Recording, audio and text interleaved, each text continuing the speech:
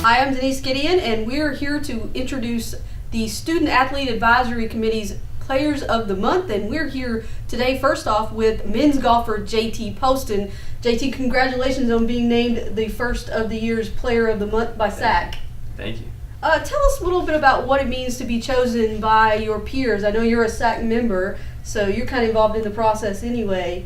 No nepotism involved there, though, right? No, not at all. So, what's it like to get an award like this by your peers, and it's also another way to kind of keep fans involved in how each team is doing by spotlighting certain athletes? Yeah, it means a lot. It's a little different than other awards such as SOCON awards, but this one's really special.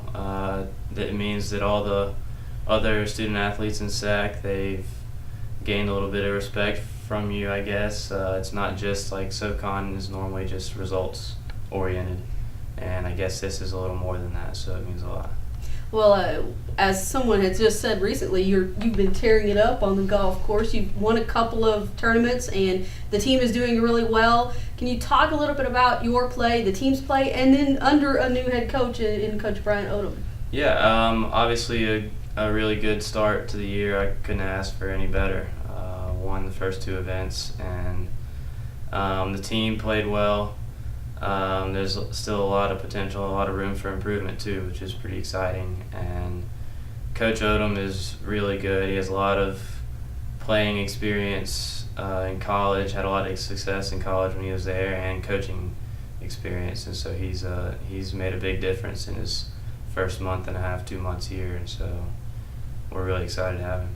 We're wanting to find out a little bit of information about you personally in a little bit, but we want to first talk a little bit about a tournament that's coming up in the 1st of November that's really kind of cool for you guys because it's a home tournament. It's up in a beautiful part of the country here. It's the Hummingbird, and they've moved it to a 3-day tournament, so it's going to be a little bit different. And so talk a little bit about playing up there, and it's the 1st of November, so you really don't know what you're going to get. Are you going to get a really nice fall day, or are you going to get a little cold and wind? So talk a little bit about that. Yeah, the Hummingbird Intercollegiate is always my favorite tournament of the year. It's one because it's the home tournament.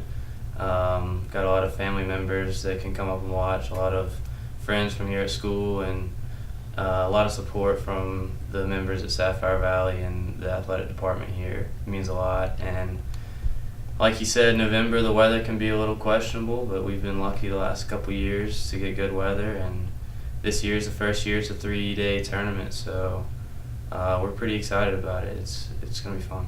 The tournament is November 3rd, 4th, and 5th at Sapphire Valley. And a quick note, if you're driving up that way, look at a sign because it is the Eastern Continental Divide. I think it's like 3,000 and something 3,000 elevation. So I saw that last year and I was like, oh, I don't know where I'm at. I just hope I get where I need to go. Let's continue on and talk a little bit about you, JT. Let's talk a little bit about some of the things you do to get ready for a tournament. We want to get to know you a little bit more personally. Don't know a lot about golf per se, is getting ready to step out on the course, but do you have a favorite song, or do you listen to your iPod as you get ready? Not necessarily before a round. A lot of the guys on the team enjoy all different kinds of music. We'll play it on the van, and everybody kind of listens to a little bit of everything. But as far as a specific song, I'm not very picky. I like a little bit of everything, and every once in a while we'll listen to some songs before we go play. It just kind of depends on, I guess, how early it is or what kind of day we got ahead of us. Talking about the vans, you guys have really nice rides. You and the women's golf team. As you're driving along, I know you can watch videos and put in DVDs. Is there anything that you guys like to watch over and over? Or you kind of, let's watch the newest thing out? It's usually the newest thing out. It's something, or it's normally the newest thing out, or somebody's DVD that they brought along for the ride.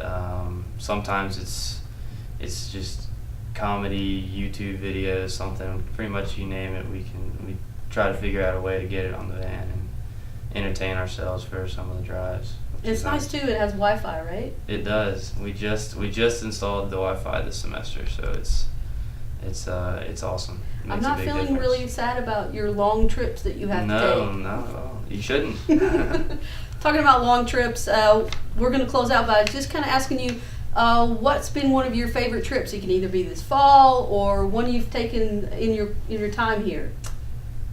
Definitely, probably last fall we went to Monterey, California for St. Mary's event.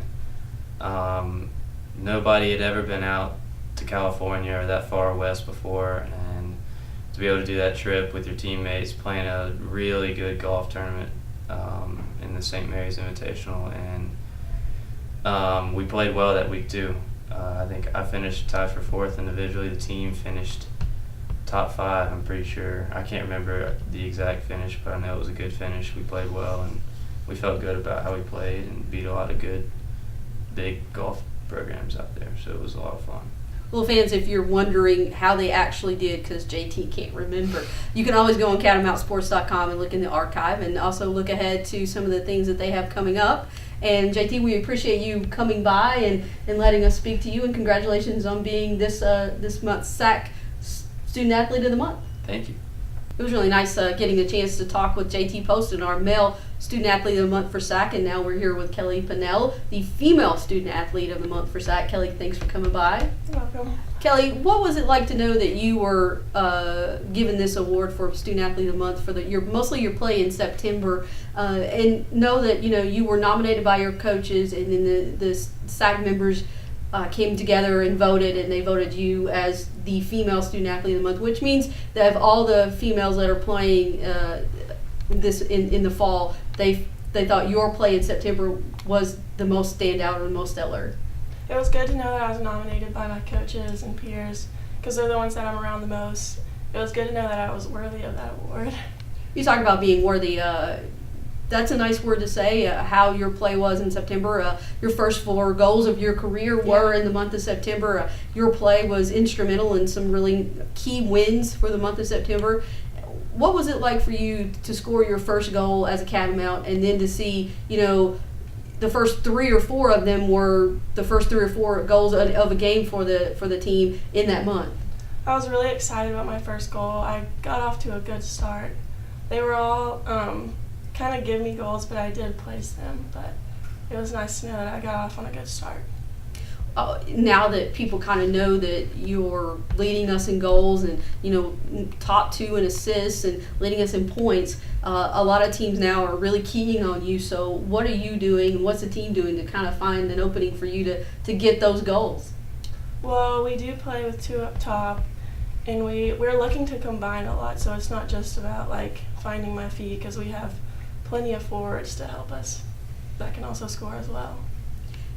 So maybe double teaming, or however you say it, for soccer on you has freed up some other team members, and there's been some really key goals that have been scored for wins for you guys in the last couple of weeks. The PK kick by Amanda Schwartz tied it up with Georgia Southern, or the overtime goal by Kimberly Sullivan, a really nice corner kick by Madison Lee. What's it like to see the team and other, besides the people we know as goal scorers like yourself and Caitlin Bradham and Marky-Lynn Studnicki, what's it like for the team to see that you have so many weapons on the field? It just shows that our team has a lot of depth, and that we don't just rely on Bradham and Markey to score, because we have a ton of players who can get the job done.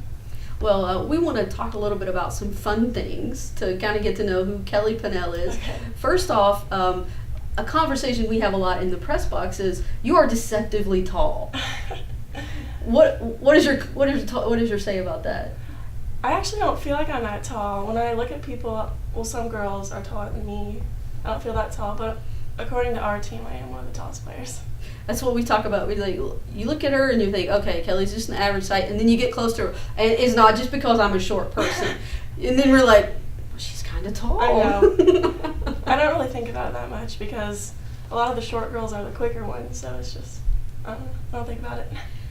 Can you tell us maybe one of your favorite trips so far this fall? Favorite trips? Let's see, probably Georgia Southern. Even though it was a hard game, Bradham ended up scoring at the last minute and we won. So that was a fun game, a memorable one. How was that trip though? I know that was a one of those trips where it was a long weekend. It was a long weekend. Where did we start out? I don't remember. A Friday game. You were at Davidson. Davidson? Yes. Oh yeah, we spent the whole weekend in a hotel. Constant driving Saturday, we drove the whole day long. It was tiring, but it was fun. Well, we want to know maybe what is your favorite meal to eat before a game? Well, the night before, we've been going to Olive Garden a lot. So I just like to get like fettuccine, I don't know, pasta.